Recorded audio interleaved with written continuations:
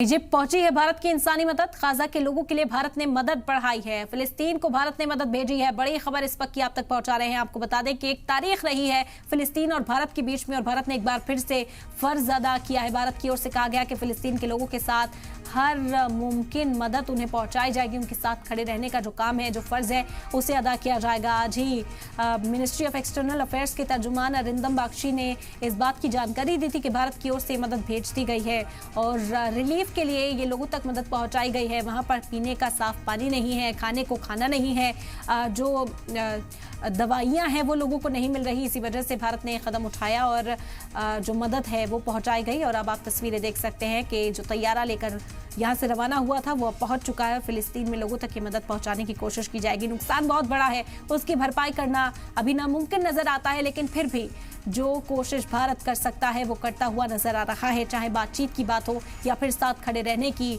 वसाइल फराहम करने की, चीजें फराहम करने की, वो सभी काम, वो सभी फर्ज भारत अदा करता हुआ दिखाई देता है।